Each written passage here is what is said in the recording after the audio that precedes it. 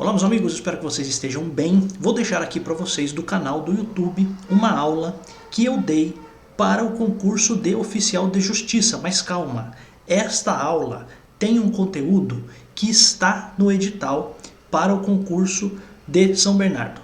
Então qual é o grande ponto? Qual é a coisa mais importante para a gente aqui? Quero trazer para você uma frase que é a seguinte: a aprovação no concurso é resultado de conhecimentos acumulados. Então você é aprovado por meio de conhecimentos que você vai acumulando. Às vezes você estuda apenas para um concurso e para este um concurso você acumulou conhecimentos tais que te permitem a aprovação. Por vezes, você estava estudando para outros concursos e, por exemplo, uma pessoa que estudou para o concurso de oficial de justiça e agora quer fazer o concurso para agente judicial de São Bernardo do Campo, ele já tem uma base que ele vai trazer para acrescentar e apenas para aprender o diferencial para o concurso de agora. Então qual é o ponto? A aprovação é resultado de conhecimentos acumulados. Por que eu estou dizendo isso para você? Porque a gente tem dentro da minha comunidade, da minha plataforma Base Jurídica, eu tenho aqui conteúdos. Isso aqui é como aparece lá para você, tá? Então, por exemplo, a gente tem aqui Câmara de Santo André, que foi um concurso recente. E a gente teve aqui aulas específicas e tivemos o reta final. A gente tem aqui aulas para o CNU, Concurso Nacional Unificado. A gente tem aulas aqui para o TSE, TRE Unificado. A gente tem aulas aqui também do projeto TJSP 2024, escrevente. Temos questões para o concurso de oficial de justiça. Temos aulas extras para o concurso de oficial de justiça. Temos conteúdo para escrivão e investigador. Temos conteúdos de escrevente do último concurso. E veja, a gente tem aqui aulas e aulas. Veja, você vai fazer um concurso desse da Câmara, você vai fazer um concurso desse da Câmara, estou com Câmara na cabeça, né? Você vai fazer um concurso desse para agente judicial e muita gente me falou o seguinte: professor, eu estou fazendo esse concurso porque muita coisa que já caiu no concurso de escrevente vai se repetir ali. E cara, eu quero que você entenda, o concurso é isso, é acumulação de conhecimentos que vão te levar à aprovação.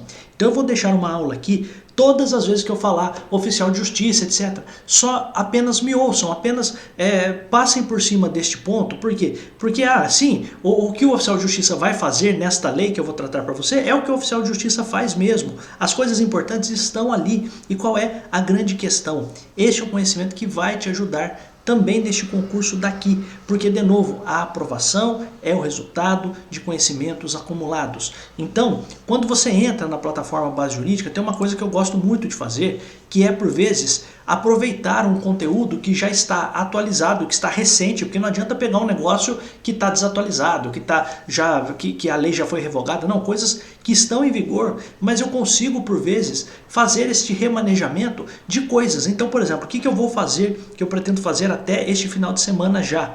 Eu pretendo montar aqui um espacinho aqui para este concurso de agente judicial. E eu vou colocar ali todas as coisas que eu acho que são convenientes para você estudar, para você esgotar o edital.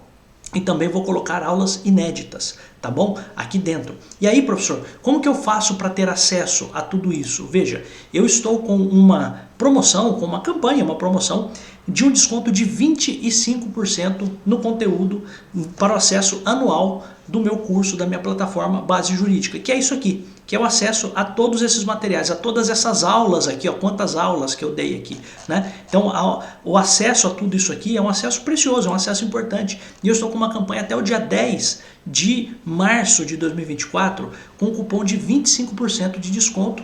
E você vai fazer o quê? Você que tem interesse em assistir as aulas que estão aqui no YouTube e também aulas inéditas que estarão lá dentro da plataforma. Eu vou gravar aulas específicas também para esse concurso. Vou gravar, por exemplo, a parte de direito tributário, a parte de lei de licitações, tudo isso eu vou gravar e vou colocar lá dentro. Vamos ver questões, vamos ver como que isso pode cair, como que isso pode ser cobrado. Vou colocar tudo isso lá dentro, tá? Então qual é o ponto? Você terá um desconto de 25% naquilo que eu costumo cobrar. Para quem não sabe, né? Eu costumo cobrar o valor de R$240 por ano, tá? E com o desconto de 25%, você vai pagar R$180 por ano, que é a mesma coisa do que R$15 por mês. Ou ainda que é a mesma coisa que 50 centavos por dia. Por dia. Cara, não tem por que você não fazer.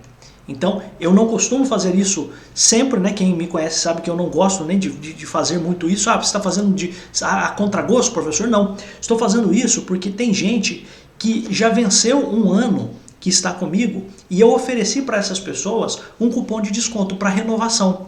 E eu estou estendendo esta possibilidade de também participar, de também entrar por um valor reduzido, com um desconto, de fato um desconto de 25% para as pessoas novas. Então as pessoas que estão renovando e as pessoas novas vão entrar para estarem aqui comigo por um ano, por um período de 12 meses a partir da data da compra, por esse valor de R$180 por ano. Você pode pagar à vista se você quiser, pode pagar no Pix, etc. Ou pode pagar por mês, seria 12 vezes de R$15 por mês. Cara, é um valor dado, tá? De fato, é um valor dado. Se eu cobrasse 2.400, se eu cobrasse 1.800, estaria perfeito. Por quê? Porque tem gente que cobra isso e vocês pagam, né? Tem muita gente aí que eu conheço que paga, né? Mas não é o objetivo aqui. Quem está aqui no canal há um certo tempo já sabe, né? Sim, eu faço a venda aqui, mas eu não acho que tem que ser um negócio extorsivo, tem que ser um negócio que caiba no bolso das pessoas, e também porque as pessoas depois, elas se identificando com o professor, estudando, não estando também tão preocupadas em pagar o curso, sabe, com um valor tão caro, nem nada disso. Cara, a internet facilita, porque a internet barateia as coisas, né? E por isso que é possível que eu consiga fazer um curso aqui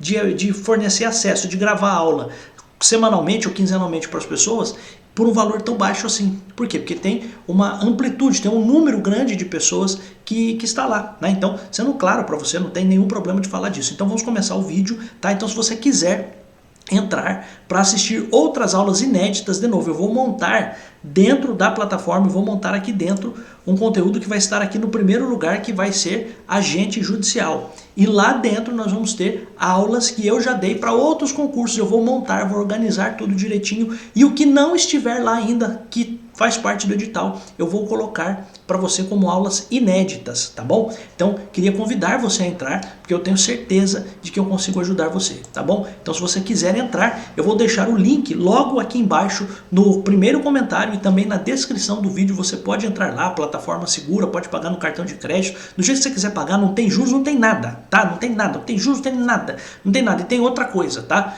Você tem garantia de 7 dias para você olhar, ver se você gosta, se você não gosta. Se você gostou, fica. Não gostou, claro, sendo honesto, né? Não é baixando tudo e dando uma de louco, não. Olhou, falou, professor, eu acho que não é para mim e tal. Cara, sem letra miúda nem nada. Pediu o reembolso é feito, tá? Cara, é o meu nome que está aqui, é a minha credibilidade que está aqui. São mais de 500 alunos que estão lá dentro da plataforma, tá? Sendo claro para você, são mais de 500 alunos, curso muito bem avaliado dentro da plataforma da Hotmart. Estou na Hotmart há mais de 10 anos, então assim, não tenho por que você ter qualquer tipo de desconfiança com relação a isso. O conteúdo será dado, o conteúdo será apresentado para você da forma como eu trago aqui. Mas é claro, com muito mais tranquilidade, né? Porque no YouTube você tem um certo tempo para fazer as coisas, né? E é claro, né, mais importante do que isso, né, sem propagandas nem nada que aparecem aqui para você quando você está no YouTube, tá bom? Então teremos aulas inéditas lá para esse concurso de agente judicial.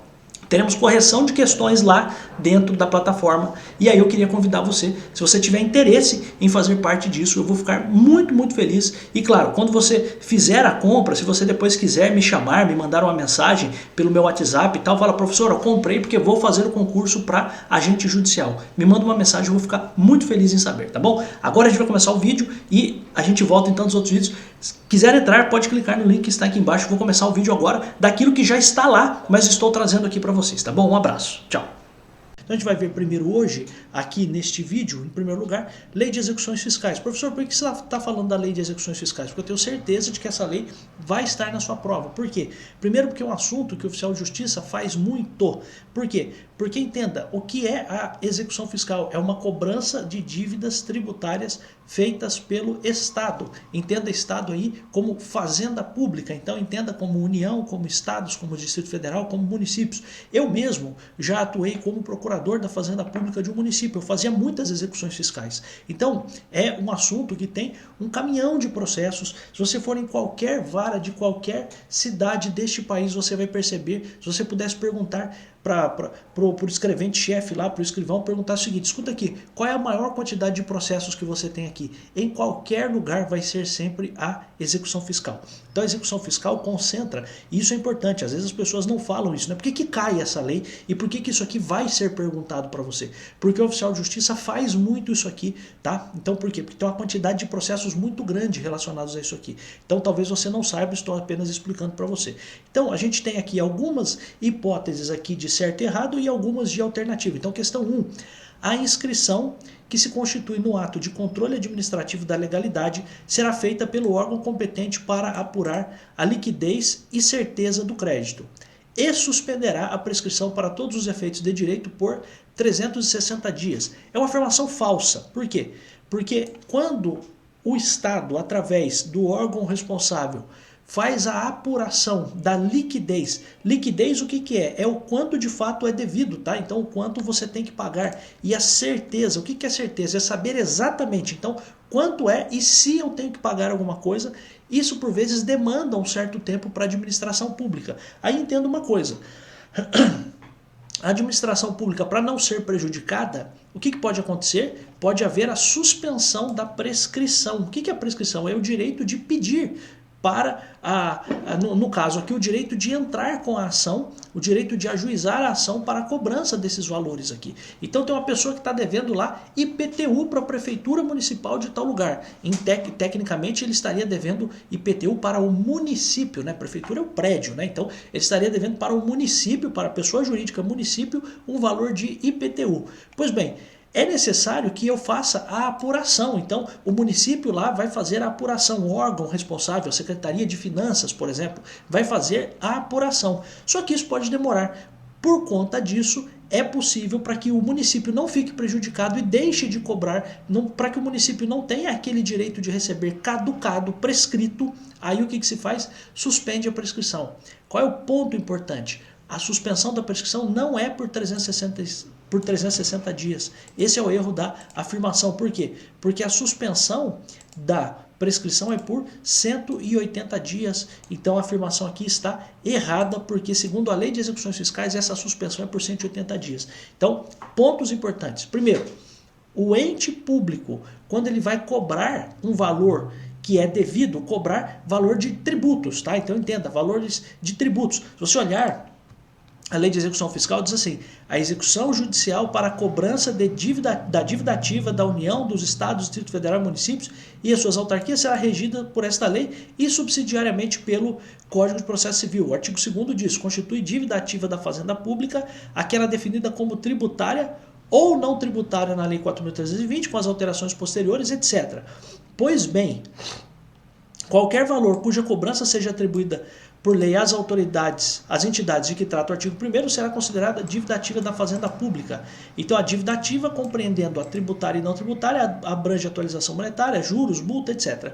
Qual é o ponto, né? Ponto importante aqui. Olha o que diz o parágrafo 3º, a inscrição que se constitui no ato de controle administrativo de legalidade será feito pelo órgão competente para apurar a liquidez e certeza do crédito e suspenderá a prescrição para todos os efeitos de direito por 180 dias. E ainda tem uma outra coisa: ou até a distribuição da execução fiscal, se esta ocorrer, se esta distribuição acontecer antes de terminar o prazo de 180 dias. Mas qual é o ponto aqui, né? A afirmação aqui pra gente é só essa, por enquanto, né? Não tem a prorrogação. Aqui tem apenas uma parte deste artigo 2º, parágrafo 3º. Então a inscrição, ela serve para quê? Ela é feita por quem? A inscrição na dívida ativa significa dizer que a pessoa, a partir de agora, está devendo para o município, para o Estado, para a União, para o Distrito Federal. Então essa inscrição, ela vai ser feita pelo órgão competente e vai fazer com que fique suspensa a prescrição, porque esse processo de fazer a inscrição, inclusive você tem o que se chama de lançamento tributário, isso para a gente não vai ser perguntado, tá? Mas todo este processo em que vai ser feita a inscrição, isso pode demorar um tempo, então por isso que fica suspensa a prescrição para que o ente público cobre. Então, o ente público vai ter um prazo a mais para fazer essa cobrança, vai ficar suspensa a prescrição por 180 dias. Essa é a informação para você, tá bom? Então aqui, questão 1 é errada porque o prazo é de 180 dias de suspensão da prescrição. 2. A certidão de dívida ativa, CDA, conterá os mesmos elementos do termo de inscrição em dívida ativa, sendo dispensada a autenticação pela autoridade competente. Aqui está o erro. Por quê? A certidão de dívida ativa, a pessoa quando vai entrar, né, no meu caso eu fui procurador, eu tinha que ter a certidão da dívida ativa em mãos para cobrar, para executar. A certidão de dívida ativa, inclusive, é o que se chama de título executivo extrajudicial. Eu precisava ter em mãos esta certidão para entrar com a ação, para poder cobrar do contribuinte aquilo que ele estava devendo. Então, a certidão de dívida ativa, ela precisa ter nela todos os elementos em que eu fiz a inscrição. Então, quando eu marquei lá que aquela pessoa estava devendo, eu disse o seguinte, olha, o Joãozinho, ele tem uma casa, ele está devendo o IPTU relacionado a um imóvel de 500 metros quadrados, o valor do IPTU é tanto, o vencimento é tal dia. Isso tudo está escrito lá. Inclusive, antigamente se falava de fazer a anotação no livro da dívida ativa. Hoje não tem livro mais, hoje é tudo informatizado, mas veja, para que eu possa entrar com a ação, para que o ente público possa cobrar, ele vai precisar de uma certidão. Certidão da dívida ativa, ou certidão de dívida ativa. O que é isso? É uma, entre aspas, um resumo, entre aspas, uma cópia ali com o formato de uma certidão para que a pessoa possa executar aquilo. Que pessoa? O procurador da Fazenda Pública Federal, Fazenda Pública Nacional, né? Fazenda Pública Nacional, Fazenda Pública Estadual, Fazenda Pública Municipal. Eu, no meu caso, era procurador da Fazenda Pública Municipal. Então, qual é o ponto aqui? O ponto importante aqui é, esta CDA é um documento muito importante. É isso que eu quero que você tenha em mente. É um documento tão importante que isso é levado para o Poder Judiciário para que seja cobrado o valor do contribuinte com base naquela certidão. Então é claro que se este documento é importante, ele precisa ter a assinatura ou a autenticação da autoridade competente, não pode simplesmente dispensar. Tá? Então qual é o erro aqui? Ó? A certidão de dívida ativa é autenticada pela autoridade competente. Essa é a informação importante aqui que eu quero que você leve para a sua prova. Então, a CDA, a certidão de dívida ativa, é o documento que o procurador da Fazenda vai usar para fazer a execução. Ele é o que a gente chama de título executivo, ou seja, um documento que permite a execução. E ele é extrajudicial, porque ele foi formado não no Poder Judiciário, ele foi formado dentro da administração pública, lá na Secretaria de Finanças da Prefeitura da sua cidade, por exemplo. Então a certidão de dívida ativa é o documento que permite que a Procuradoria da Fazenda cobre esses valores. Ele é um documento tão importante que ele deve conter todas as informações relacionadas à dívida ativa, então tem que ter os mesmos elementos do termo de inscrição e, além disso, é necessário que seja ali autenticado pela autoridade competente. Quem vai ser essa autoridade competente? Por exemplo, poderia ser o secretário de Finanças do município, ou, enfim, a depender do ente público, né? Então esse é o ponto, tá? Estou dando exemplo do município que é o mais fácil para você entender, tá? 3. Até o trânsito em julgado da ação de execução. Ação de execução o quê? Ação de execução fiscal, tá? A certidão de dívida ativa poderá ser emendada ou substituída. Beleza. Assegurada ao executado a devolução do prazo para embargos. Então, qual é o ponto aqui, né? Qual é a informação importante? Você já viu aquela situação? Assim, vou sempre te dar o exemplo para você guardar, acho que fica mais fácil. Você já viu aquela situação assim, em que fulano de tal vendeu a casa de boca para uma outra pessoa? Aí essa outra pessoa foi lá na prefeitura e pediu para que o IPTU passasse a ser cobrado em seu nome. Você lembra dessa? Você já viu essa história? Então veja, às vezes você tem lá seu pai, sua mãe, sua avó, alguém já fez isso, ou você conhece alguém que fez. Então o cara tem uma casa no nome dele, e o que ele fez? Ele foi lá e vendeu de boca, vendeu lá de contrato de gaveta, não registrou, não fez nada, mas vendeu, né? Aí a pessoa pegou aquele contratinho que foi digitado por ele mesmo lá, ele levou esse contrato lá na prefeitura. Pois bem, levando lá na prefeitura, pode ser que o município aceite que, a partir de agora, quem é o contribuinte do IPTU é você, ou essa pessoa que acabou de comprar essa casa. Comprar entre aspas, né? Porque ele não registrou, não fez nada, mas ele comprou. Pois bem, Imagine que durante o processo, né, a pessoa vai lá e registra este documento, este contrato de compra e venda no seu nome. Então, a partir de agora, ele passa a ser efetivamente o dono. Mas tem uma coisa importante, né? Qual é a coisa importante? O IPTU, ele é cobrado sobre a propriedade. Então, mesmo que o contratinho lá estivesse no nome do fulano lá que comprou, possivelmente a Fazenda Pública, quando fosse cobrar, iria cobrar do cara que é o proprietário do imóvel, né? Qual é o ponto importante aqui? Pode ser que durante o processo você tenha ali que ajustar, que você tenha que mudar o nome do responsável pelo pagamento do tributo. Então, até um dado momento, até um certo momento, a Fazenda Pública, o Estado, entenda Fazenda Pública, pode substituir esta certidão de dívida ativa. É como se eu dissesse o seguinte, ó, eu tenho aí um processo, mas eu vou trocar. Em vez de ser essa certidão aqui, vamos colocar outra no lugar. Por quê? Porque o valor está adequado, está correto. Ou eu vou, eventualmente, emendar, eu vou corrigir. Emendar sempre é corrigir, né? Então, qual é o ponto? Eu posso fazer isso. Mas daí tem duas informações importantes. A primeira é responder a seguinte pergunta: até quando eu posso fazer esta emenda ou essa substituição? E o erro está aqui. Não é até o trânsito em julgado da ação de execução. Por quê? Porque, em verdade, isto pode ser feito até a decisão de primeira instância. Então veja que eu tenho um limite muito menor para fazer isso, eu tenho um espaço de tempo muito menor. Então a pergunta que eu faço é a seguinte: a pessoa tem lá uma CDA, uma certidão de dívida ativa. A Procuradoria da Fazenda entrou com a ação cobrando, entrou com a ação de execução fiscal cobrando o contribuinte. Só que no meio do caminho ela percebeu ou que mudou o dono do imóvel, ou que o valor que está sendo cobrado é o valor que está errado, pode ser a mais, o valor pode ser a menos. O que pode ser feito? Eu posso trocar esta CDA, eu posso substituir, portanto, essa CDA, ou ainda eu posso emendar, eu posso corrigir apenas algum ponto ali daquela CDA. Eu posso fazer isso. Só que aí uma informação importante: até quando eu posso fazer isso? Até a decisão de primeira instância. Essa é a primeira informação. A segunda informação é: e se de fato for feita a emenda ou a substituição? O cara que está sendo processado, o contribuinte, ele vai ser prejudicado? Não. O que vai ser feito para ele? Ele vai ter aberto de novo para ele o prazo para apresentar os embargos. Então aqui uma informação importante é: o que são os embargos? Os embargos são uma forma de o contribuinte se defender. Então, traduzindo isso aqui para você, eu diria o seguinte: se houver a correção, emenda ou substituição da CDA na ação de execução fiscal, o contribuinte não será prejudicado. Ao contrário, ele terá em seu favor novo prazo para se defender,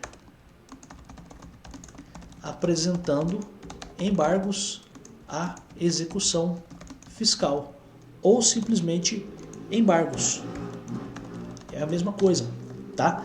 Então, assegurada ao executado, o que é o executado? O contribuinte. A devolução do prazo. O que é devolução do prazo, professor? Devolução do prazo é abrir de novo no total o prazo para essa pessoa. Porque veja, o cara recebeu a citação da ação de execução fiscal, passa a existir para ele um prazo para apresentar os embargos. Se a Fazenda Pública emendou ou substituiu, ele vai ter de novo esse mesmo prazo para a apresentação dos embargos. Vai ser devolvido para ele. Porque o cara estava se defendendo ou poderia se defender com relação àquela CDA, primeira que foi apresentada. Como foi juntada uma nova, ele tem que ter de novo a oportunidade. Então por isso que vai ser devolvido para ele o prazo para os embargos, tá bom? Então essa informação é importante aqui para a nossa prova, tá bom? Então, também outro ponto muito relevante aqui dentro da Lei de Execuções Fiscais. E questão 4 já é uma questão de múltipla escolha. Ó. Em relação à cobrança judicial de dívida ativa da Fazenda Pública, dispõe a lei número 6.830 o quê? Olha só, coisa importante, né? Olha o que diz a letra A. A certidão de dívida ativa que conterá os mesmos elementos de inscrição, do termo de inscrição, independe de autenticação. Não, a gente acabou de ver que precisa ser autenticada, né? Então, independe de autenticação? Não, precisa ser autenticada. E após a distribuição, não poderá ser emendada ou substituída? Não, ao contrário, ela pode ser emendada ou substituída. Você só tem um limite. Qual é o limite? A sentença de primeira instância, como a gente acabou de ver aqui numa afirmação passada. Tá? Então, esse é o ponto. Letra B. A dívida ativa da União será apurada e regularmente inscrita na Secretaria da Receita Federal? Está errado, por quê? Porque a dívida ativa da União ela vai ser apurada e regularmente inscrita onde? Na Procuradoria da Fazenda Nacional. Tá? Então aqui está o erro. Então eu não vou apurar e inscrever na Secretaria da Receita Federal. Tá? Isso vai ser feito na Procuradoria da Fazenda Nacional. E goza de presunção absoluta de certeza e liquidez, não podendo ser elidida por executado. Não, não é isso não. Tá? Então, se você pegar, ó, a dívida, artigo 3º, né? Salvo engano, esse artigo 3º não está no nosso edital, mas só para que você entenda, a dívida ativa regularmente inscrita goza de presunção de certeza e liquidez. A presunção que se refere a este artigo é relativa e pode ser ilidida ilidida é afastada, né, por prova inequívoca a cargo do executado. Pois bem, mas aqui, qual é o ponto importante para a gente, né? A apuração é feita na Procuradoria da Fazenda Nacional. Letra C. Mas estamos comentando porque o assunto aqui, né, só para que você entenda, né, se eu não me engano, no nosso concurso caem os artigos 1º, 2º, 8º, 11 e 37, se eu não me engano, né, da Lei de Execuções Fiscais. Mas é importante, né, a gente olhar aqui os assuntos que são perguntados. Né? O executado será citado para, no prazo de 5 dias, pagar a dívida com os juros e multa de mora e encargos, sendo a citação realizada pelo correio, com aviso de recepção, se a Fazenda Pública não a requerer por outra forma, e se o aviso de recepção não retornar no prazo de 30 dias da entrega à agência postal, a citação será feita por oficial de justiça no prazo de 15 dias. Qual é o erro aqui? Né? Isso aqui basicamente é cópia do artigo, só que tem um ponto. Né? O AR ele tem que ser aí, o prazo para você verificar o retorno desse AR, do aviso de recepção, o aviso de recebimento, não é de 30 dias, o prazo é de 15 dias. Tá bom? Então o AR deve voltar em 15 dias. Tá? A letra D é a verdadeira, né? A penhora ou arresto de bens. Penhora é quando você vai de fato já pegar alguma coisa para fins de levar isso para leilão. Né? Você vai avaliar e vai eventualmente levar isso para ser vendido para numa asta pública. Né? O arresto é aquela busca de bens para garantir alguma coisa, para eventualmente, numa situação em que você tem a hipótese de o cara estar se desfazendo do patrimônio, eu vou pegar alguma coisa aqui como uma forma de garantir. Né? Então, olha só, a penhora ou arresto de bens obedecerá à ordem em lei estabelecida e, excepcionalmente, então esse é o ponto, hein? De forma excepcional, a penhora poderá recair sobre estabelecimento comercial, industrial ou agrícola. Então a primeira pergunta é a seguinte: é possível penhorar um estabelecimento, uma loja de sapato? É possível, mas de modo excepcional, tá? Bem como, então, penhora poderá recair sobre estabelecimento comercial, industrial ou agrícola, excepcionalmente, bem como em plantações ou edifícios em construção. Então, também plantações e também edifícios em construção, tá? Aqui, construção civil mesmo, tá? Então, qual é o ponto? Qual é a pergunta? O fulano de tal tem uma loja de sapato, ele está devendo um valor para a Fazenda Pública, então ele está sendo cobrado, a CDA foi distribuída, a certidão de dívida ativa foi distribuída, ele está sofrendo uma execução fiscal. A pergunta é a seguinte: é possível fazer uma penhora no estabelecimento, nessa lojinha de sapato? Excepcionalmente sim, se não tiver mais nada para encontrar, para penhorar, vai ter que ser feita a penhora na lojinha de sapato sim, tá? Então esse é o ponto, tá?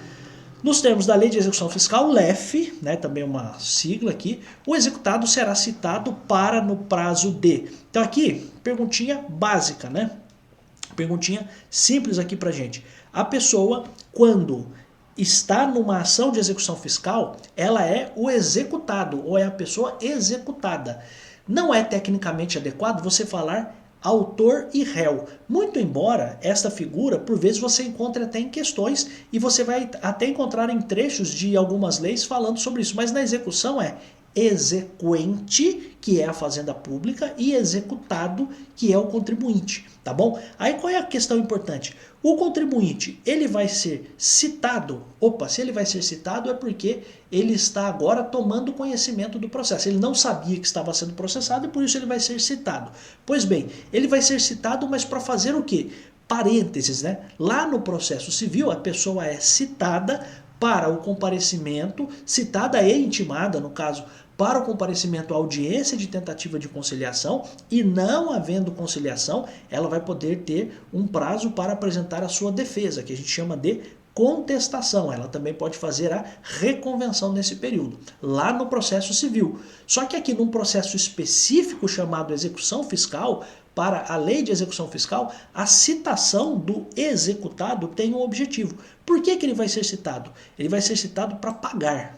Então, para pagar a dívida com juros e multa de mora e encargos indicados na CDA, na certidão de dívida ativa, ou para garantir a execução. Então, ele é citado para pagar ou para garantir a execução. O que é garantir a execução? Garantir a execução é dizer o seguinte, olha, eu tenho essa chave de boca aqui e essa chave de boca aqui vale 300 mil reais. Eu quero discutir o que eu de fato estou aí devendo, se é que realmente eu estou devendo isso, mas eu já quero deixar aqui garantida a execução. Pode ficar com esta chave de boca aqui até o final do processo. Essa é a ideia, tá? Só que qual é o prazo? A citação dá para o executado qual o prazo? O prazo de 5 dias, tá? Então, lei de execução fiscal. É bobagem isso, né? Lei de execução fiscal. Lei de execução fiscal.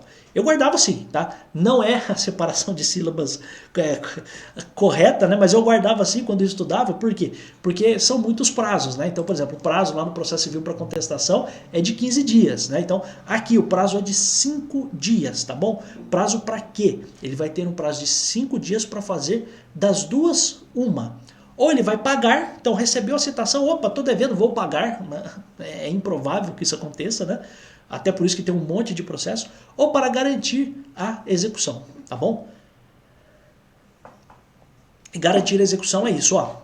Estou devendo, não nego por enquanto que eu estou devendo, mas vamos discutir isso aí. Vamos ver se é realmente esse valor, vamos ver se isso aí está certo. Então, vou deixar aqui a minha chave de boca para garantir a execução. Então, ó, não vou fugir, não vou dar o migué, não vou nada. Até porque é o seguinte, ó, se porventura eu estiver devendo, você pode penhorar aqui a minha chave de boca, tá bom? Então esse é o ponto. Então 5 dias para pagar a dívida ou para garantir a execução de Corebinha. Então citação para pagar a dívida ou garantir a execução em que prazo? O prazo de 5 dias, tá bom? Questão 6. Nos termos da Lei 6.800... Então, as outras aqui são prazos, tá? Então para pagar a dívida ou garantir a execução, sempre ó, pagar a dívida ou garantir a execução, pagar a dívida ou garantir a execução. A diferença aqui, em todas elas, está no prazo. Então o prazo é de 5 dias, tá bom? Então esse é o ponto aqui da questão 5, alternativa E, tá bom? Questão 6. Nos termos da Lei 6.830, a penhora ou arresto de bens obedecerá à seguinte ordem. Cara, se cai uma pergunta dessa aqui, você precisa ter alguma forma de decorar a ordem de penhora na lei de execução fiscal. Por quê, professor? Porque esta ordem não é exatamente uma ordem intuitiva. Se você pegar, ó, vamos pegar lá o CPC. Vamos entrar aqui, ó.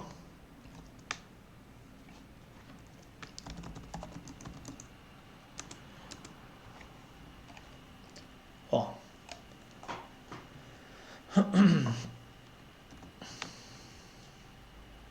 Olha o que diz o Código de Processo Civil. O Código de Processo Civil diz assim: a penhora observará preferencialmente a seguinte ordem: dinheiro, títulos da dívida pública, etc, etc, etc, etc.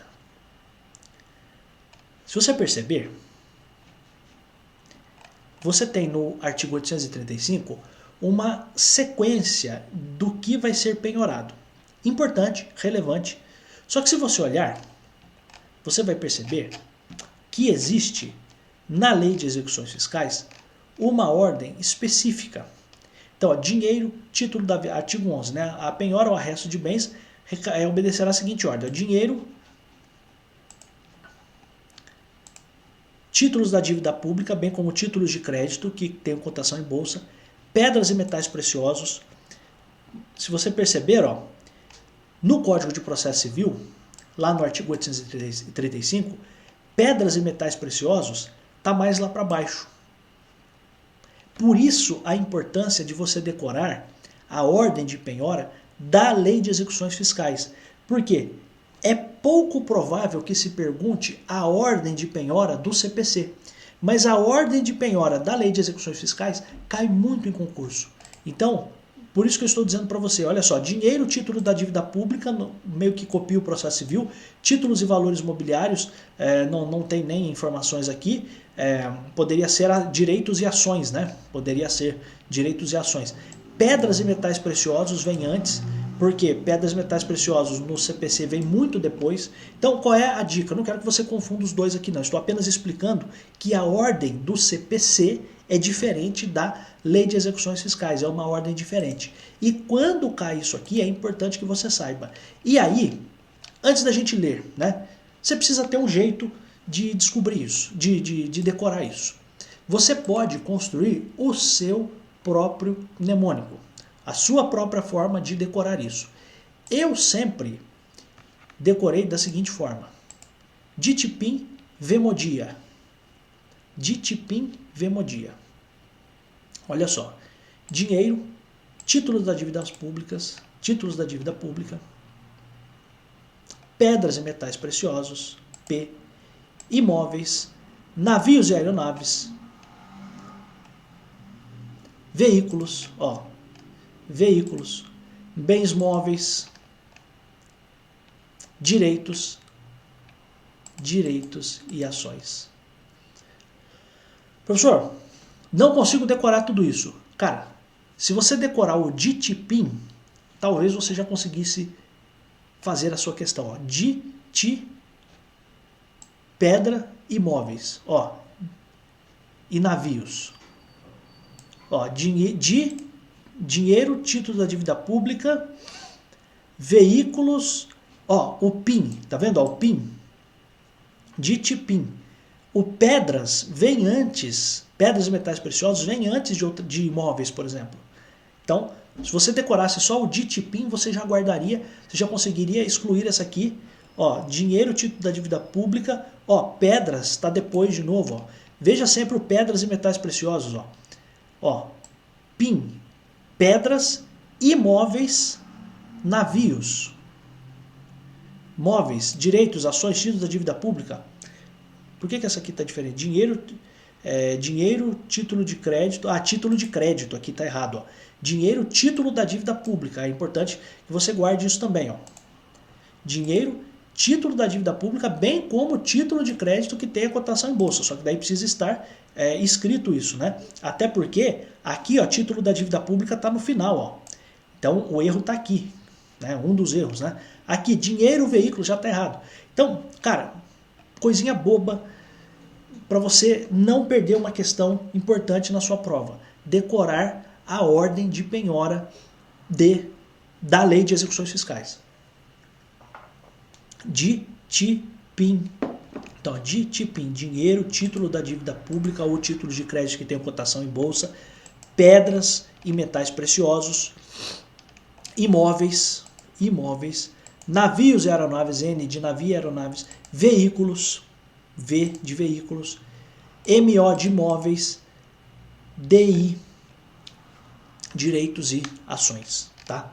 E claro, o primeiro é dinheiro sempre, ó. O dinheiro todo mundo sabe. Por quê? Por que o dinheiro é o primeiro, professor? Porque o dinheiro é mais fácil, né? Eu penhorei o dinheiro, eu simplesmente transfiro o dinheiro para a conta de outra pessoa, acabou, não precisa vender o dinheiro, né? Então, esse é o ponto, tá? Então, Ditipim, ó,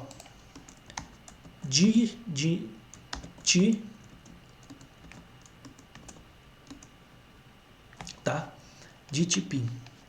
Então, dinheiro, títulos da dívida pública e títulos de crédito que tenham cotação em bolsa, pedras, metais preciosos, I de imóveis, N de navios e aeronaves, tá? Acho que você conseguiria responder isso aqui, conseguiria decorar. Cara, por favor, você pode até arrumar um outro jeito de decorar isso aqui. não tem problema, né? Pode criar uma historinha e tal. Eu preferia assim, DTP e Vemodia, tá? Para mim era o mais fácil. Eu pegava a prova, falando a verdade para você, eu pegava a prova e já escrevia isso, DTP e Vemodia. Porque se cair uma dessa, quem souber vai passar na frente. Ah, professor, não pergunta mais, ó. Se liga. Porque se perguntar e você não souber, vai ser ruim para você. E quem souber vai passar na sua frente, tá? Questão 7. A respeito da atuação dos auxiliares da Justiça na cobrança judicial de dívida ativa da Fazenda Pública, assinala a alternativa correta. O oficial de Justiça deverá, em qualquer hipótese... Opa, em qualquer hipótese. Tá errado aqui, hein? Em qualquer hipótese, efetuar em 10 dias as diligências que lhe foram ordenadas. Não, ó a resposta B, que é a certa. O oficial de Justiça deverá efetuar em 10 dias as diligências que lhe forem ordenadas, salvo motivo de força maior. Cara, por que isso aqui vai cair na sua prova? Porque você vai ser o oficial de justiça, né? Então, você recebeu uma diligência para ser cumprida como oficial de justiça de uma execução fiscal. Você tem 10 dias para fazer isso, a não ser que você tenha uma hipótese de força maior. Beleza, força maior está justificado, está tudo certo. Então, salvo motivo de força maior devidamente justificado, tá? Letra C, a responsabilização civil, penal e administrativa do auxiliar da justiça recairá apenas sobre condutas omissivas, dolosas ou culposas que prejudiquem a execução. Não, na verdade, ele vai ser responsabilizado, o auxiliar da justiça, ele vai ser responsabilizado por ação ou omissão. Ação, inclusive, você pode chamar, tem até aqui embaixo, né? É uma outra expressão que você poderia ter. Condutas comissivas são as ações. E condutas omissivas são as omissões, tá? Então, qual é o ponto aqui? A lei diz o seguinte, que o auxiliar de justiça vai ser responsabilizado por condutas de ação ou omissão. Ou dizendo de outro modo, por condutas comissivas ou omissivas. Então, comissivas é uma ação, tá bom? Então, condutas comissivas ou omissivas, ou dizendo de outro jeito, por ação ou omissão, e essa conduta comissiva ou omissiva pode ser dolosa ou culposa, tá? Que prejudiquem a execução. Então, qual é o erro aqui da letra C? É dizer que vai ser apenas sobre as omissivas, só que não falou nada das ações. Então, a pessoa vai ser punida pelo que ele fizer, ações, condutas comissivas, e também pelas omissões, condutas omissivas, tá bom? Então, por isso que está errada a letra C, tá? Letra D, o oficial de justiça deverá efetuar em 15 dias, não, já está errado aqui, né? Porque não são em 15 dias, são em 10 dias as diligências. A responsabilização civil, penal e administrativa do auxiliar de justiça recairá apenas, ó, de novo, apenas sobre condutas comissivas ou omissivas dolosas. Não, o problema aqui está em dizer que são condutas comissivas ou omissivas, ou seja, ações e omissões só dolosas, porque você também pode ter as culposas. Então, ó, em resumo, né? Prejuízo à execução,